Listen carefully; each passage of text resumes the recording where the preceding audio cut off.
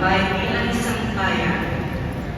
Ito naman ang aming maling Paskwa, ang aming pagtawid mula sa kasinungalingan tungo sa katotohanan, mula sa pagwawagan tungo sa katapangan, mula sa kawalan ng katarungan tungo sa katuwiran, mula sa pagkakawat-watak tungo sa pagkakaisa, mula sa panghihina ng loob tungo sa pag-asa, mula sa pagiging makasarili tungo sa tunay na pag-ibig.